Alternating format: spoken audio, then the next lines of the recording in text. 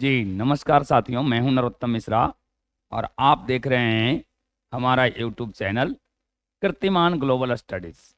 आप सभी का हमारे चैनल पर बहुत बहुत स्वागत है। आइए बीपीएससी टीआरई 3 के लिए मैं आज आप लोगों को बताने जा रहा हूं भक्ति काल। जी, आज के क्लास में हम लोग भक्ति काल के बारे में जानेंगे। भक्ति काल के महत्वपूर्ण प्रश्नों को मैं कराऊंगा आज इस क्लास के अंदर। तो सबसे पहले आप जान लें कि भक्ति काल जो है ये है क्या। तो हिंदी साहित्य में विक्रम संवत 1375 से 1700 तक के समय को भक्ति काल के नाम से जानते हैं। यानी विक्रम संवत 1375 से विक्रम संवत 1700 तक में जो भी साहित्य रचे गए वे भक्ति परक थे, और यही वजह है कि इस काल को भक्ति काल की संज्ञा दी गई है।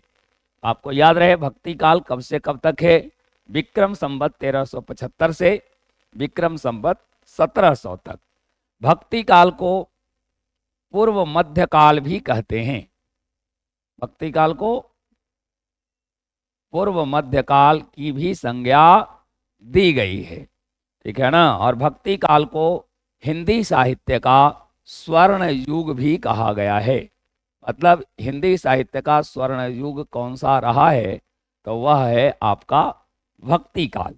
भक्ति काल को दो भागों में विभाजित किया गया है, ध्यान रखेंगे आप। भक्ति काल को दो भागों में विभाजित करते हैं, निर्गुण भक्ति और सगुण भक्ति। यानी भक्ति काल के अंदर जो काव्य लिखा गया वह दो प्रकार का था, एक निर्गुण भक्ति से संबंधित और दूसरा सगुण भक्ति से संबंधित। निर्गुण भक्ति धारा जो है यह दो भागों में विभाजित थी। मतलब निर्गुण भक्ति के अंतर्गत भी दो प्रकार के काव्य देखने को मिलते हैं। एक सूफी काव्य जिसको कि प्रेमाश्रयी शाखा भी कहते हैं, माने प्रेमाश्रयी शाखा है। और प्रेमाश्रयी शाखा के अंदर जो काव्य लिखे गए हैं उसी को हम लोग सूफी काव्य भी कहते हैं। और एक है ज्ञान मार्गी शाखा, प्रेमाश्रयी शाखा और ज्ञान मार्गी कहिए चाहे ज्ञानाश्रयी कहिए, और इसके अंदर जो साहित्य रचे गए हैं उसी का नाम संत काव्य है। और सगुण भक्ति भी दो धाराओं में थी, एक राम मार्गी और दूसरा कृष्ण मार्गी। राम मार्गी और कृष्ण मार्गी। इसमें राम मार्गी के अंतर्गत मतलब यहाँ जो साहित्य लिखा गया उसी का नाम राम काव्य है और कृष्ण काव्य। तो आप देखते हैं कि भक्ति काल के अंदर चार तरह के काव्यों की रचना हुई। एक सूफी काव्य, संत काव्य, राम काव्य और कृष्ण काव्य, ठीक है। तो आज हम लोग इससे रिलेटेड माने भक्ति काल से रिलेटेड जो भी महत्वपूर्ण प्रश्न बनते हैं उन प्रश्नों को हम लोग करेंगे। सीधे सीधे हम लोग प्रश्न के तरफ चलते हैं, ठीक है। क्योंकि आपके लिए बीपीएससी टीआरई 3 के लिए अब ज़्यादा समय तो है नहीं कि इसको गहनतापूर्वक पढ़ा जाए। बस इतना ही काफ़ी है कि इसके चुनिंदा प्रश्नों को हम लोग अगर कर लेते हैं तो ही हमारे लिए सार्थक है। तो चलिए हम लोग चलें उन प्रश्नों की ओर जो भक्ति काल से रिलेटेड है। खास करके आज के क्लास में हम भक्ति काल में सूफी काव्य और संत काव्य को देखेंगे, ठीक है।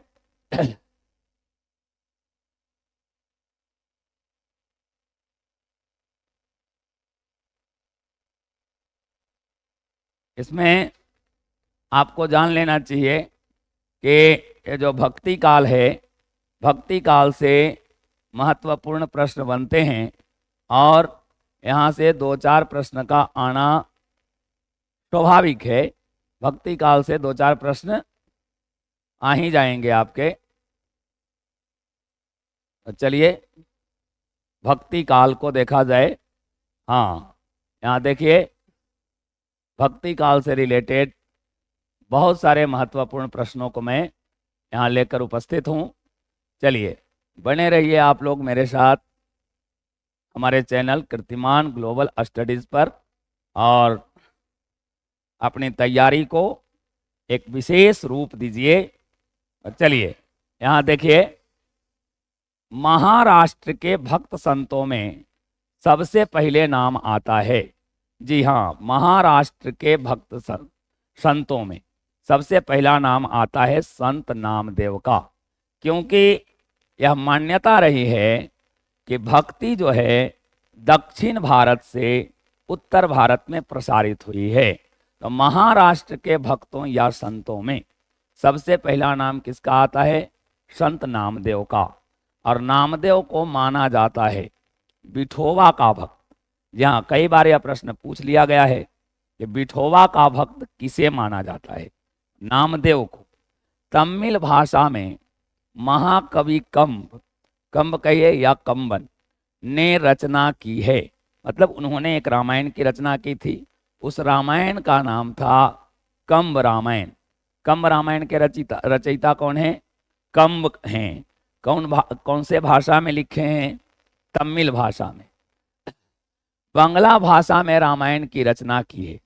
जी, बहुत इंपॉर्टेंट है यह। बांग्ला भाषा में रामायण की रचना किसने की है? कृतिवास ओझा ने। और उस रामायण का नाम है कृतिवास रामायण। आचार्य रामचंद्र शुक्ल के अनुसार भक्ति काल की समय सीमा है, कितना है? विक्रम संवत 1375 से विक्रम संवत 1700 तक। जी आगे चले।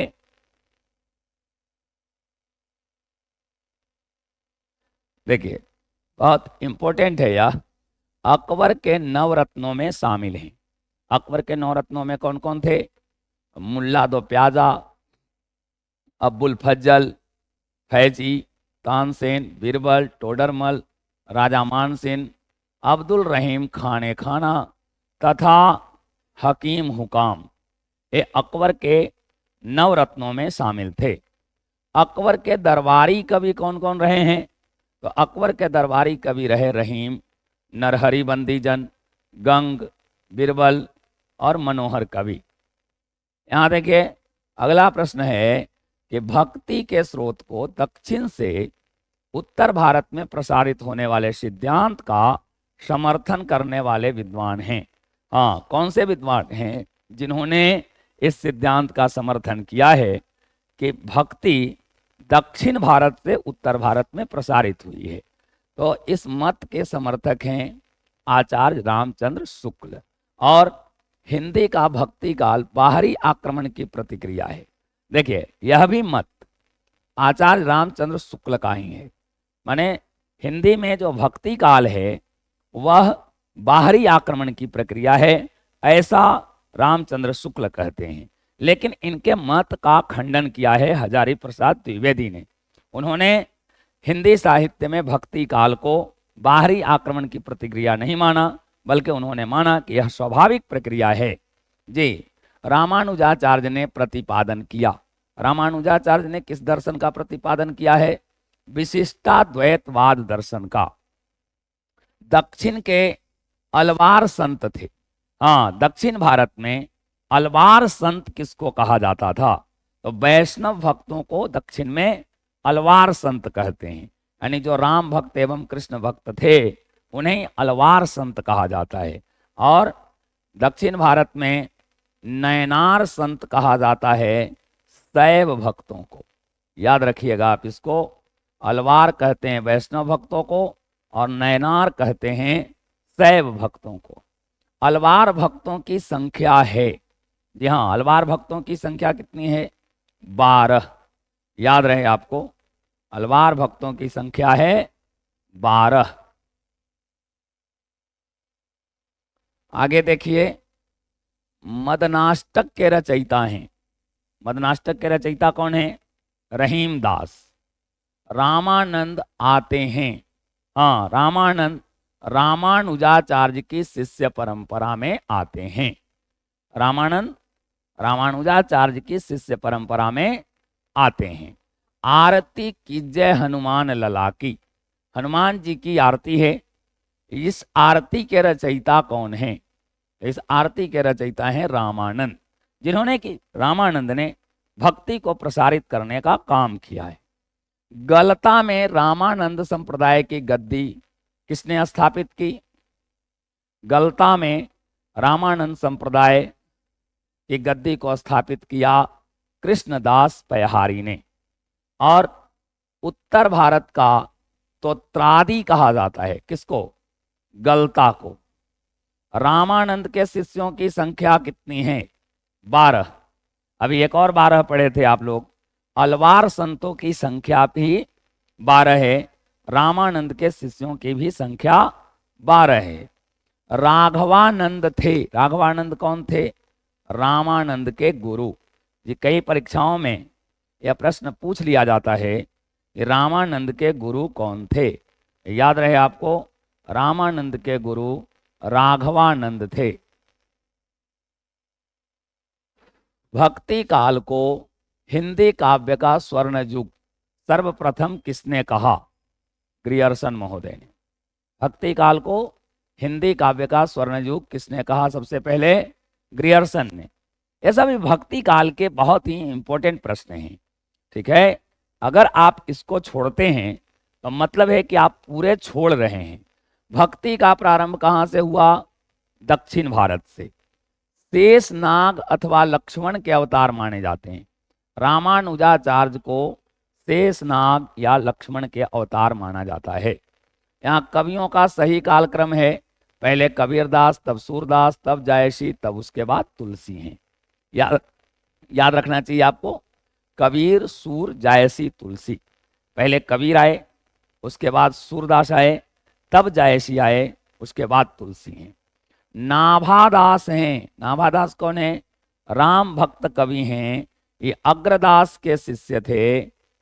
नाभादास राम भक्त कवि, अग्रदास के शिष्य। भक्तमाल की रचना इन्होंने की। इसमें इन्होंने लगभग 200 भक्तों के चरित्र को वर्णित किया। नाभादास की प्रमुख रचना है भक्तमाल। उसके बाद चलिए आगे। 252 वैष्णवन की वार्ता की भाषा है। जैसा कि आप जानते हैं 252 वैष्णवन की वार्ता, यह जो है ब्रज भाषा में लिखित है। 252 वैष्णवन की वार्ता की भाषा क्या है? ब्रज भाषा। और इसके रचनाकार कौन है? गोकुलनाथ।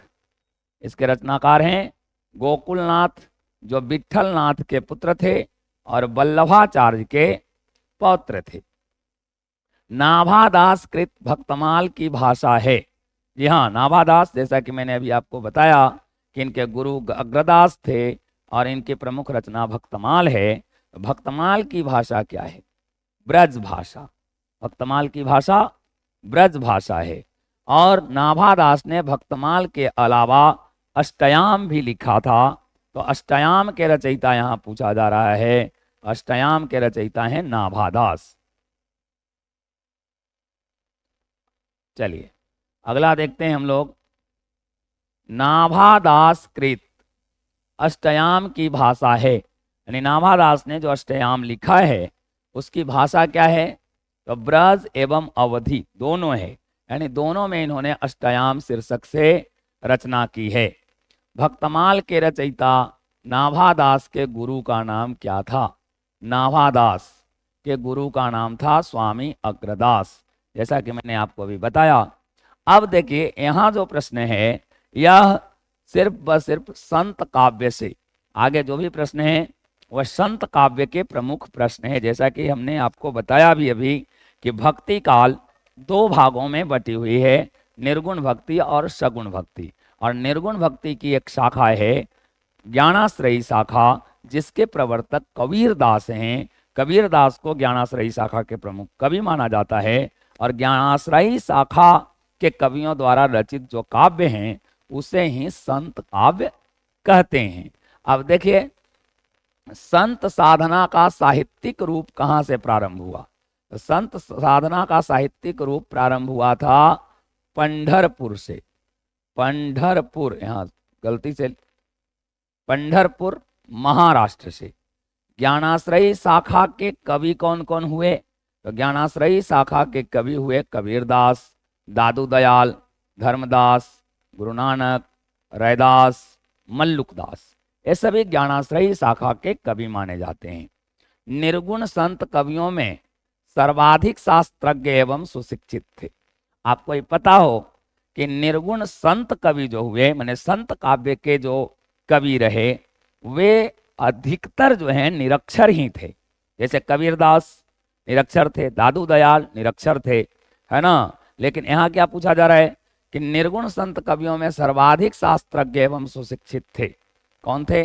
सुंदरदास। और ये सुंदरदास जो हैं और श्रृंगार रस के बहुत विरोधी कवि थे, ठीक है। हरडे बानी एवं अंगबधू है।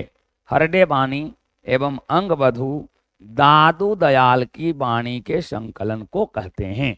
हरडे वाणी क्या है? दादू दयाल के वाणियों का संग्रह है। अगले प्रश्न की ओर चलें तो देखते हैं हरडे वाणी का संकलन किसने किया? हरडे वाणी का संकलन किसने किया? संत दास एवं जगन्नाथ दास ने, जो कि दादू दयाल के शिष्य थे। अंगबधू का संकलन किसने किया? रज्जब दास ने। कबीर दास का संबंध किस शाखा से है? ज्ञान मार्गी निर्गुण भक्ति शाखा से। निर्गुण ज्ञानाश्रयी शाखा का दूसरा नाम संत साहित्य है। जैसा कि आप देख रहे हैं अभी संत काव्य नाम दिया है जी। संत काव्य नाम किसने दिया? डॉक्टर राम कुमार वर्मा ने। देखिए एक पंक्ति है, अजगर करे न चाकरी पंछी करे न काम। हालांकि इसके आगे लिखा हुआ है कि दास मलूका कह गए सबके दाता राम।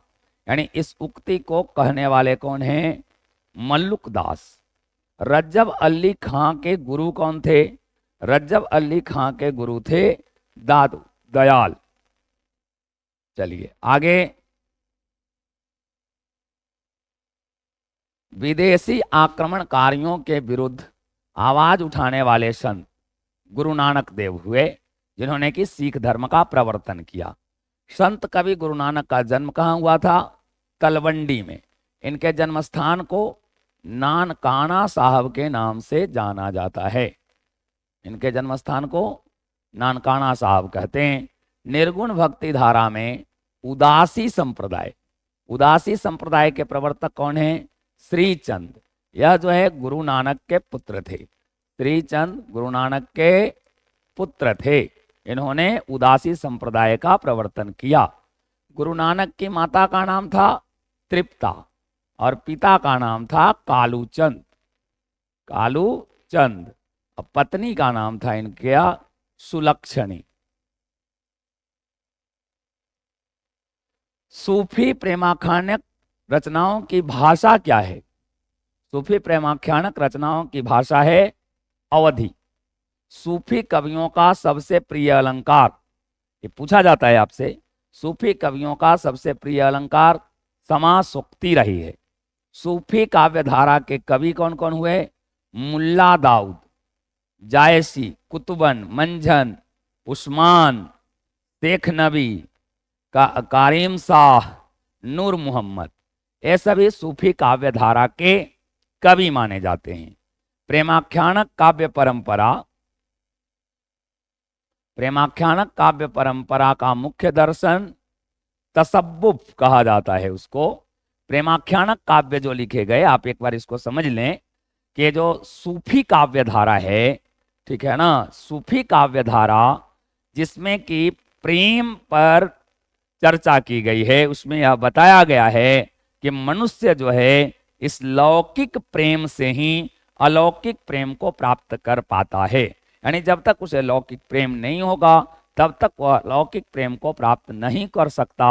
और जो व्यक्ति विरह में न तड़पा हो वह मतलब ईश्वर की भक्ति नहीं कर सकता। ऐसा मतलब यानी कि प्रेम को महत्व दिया है सूफी कवियों ने, इसलिए उसको प्रेमाख्यानक काव्य भी कहते हैं। और प्रेमाख्यानक काव्य परंपरा का मुख्य दर्शन क्या कहलाता है? तसव्वुफ, अनहलक यानी मैं ही ब्रह्म हूं की घोषणा किसने की? अल-हिलाज मंसूर ने, या उनको मंसूर हल्लाज भी कहा जाता है। उदधि आई तेई बंधन किन्हा इति दसमाथ अमर पद लिन्हा। इन पंक्तियों के रचनाकार कौन है? मल्लिक मोहम्मद जायसी। आचार्य रामचंद्र शुक्ल ने प्रेमाख्यानक परंपरा का हिंदी में प्रवर्तक या प्रथम कवि किसको माना है? प्रेमाख्यानक परंपरा का पहला कवि रामचंद्र शुक्ल ने कुतुवन को माना है, और कुतुवन की रचना थी मृगावती, है ना। तो मृगावती को प्रथम प्रेमाख्यानक काव्य कहा है। यहाँ अगला प्रश्न है भी कि प्रेमाख्यानक परंपरा की पहली रचना कौन सी है? तो कुतुवन कृत मृगावती। कुतुवन के गुरु कौन थे? शेख बुरहान। मुल्ला दाऊद की भाषा रही है ठेठ अवधि। ज्ञानदीप नामक प्रेमाख्यानक काव्य की नायिका कौन है? देवयानी।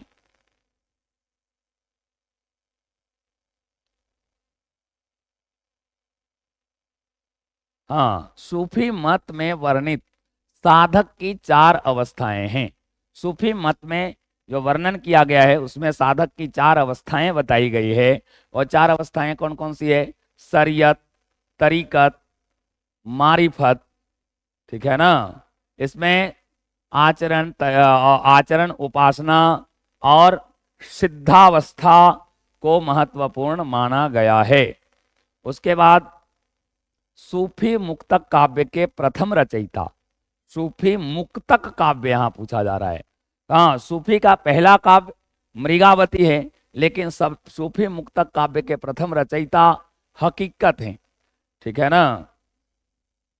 सॉरी, हकीकत नहीं, बल्कि यह वो जो 4 अवस्थाएं हैं उसके बारे में बताया गया। अभी आपने देखा यहाँ कि सूफी मत में वर्णित साधक की 4 अवस्थाएं कौन कौन सी है?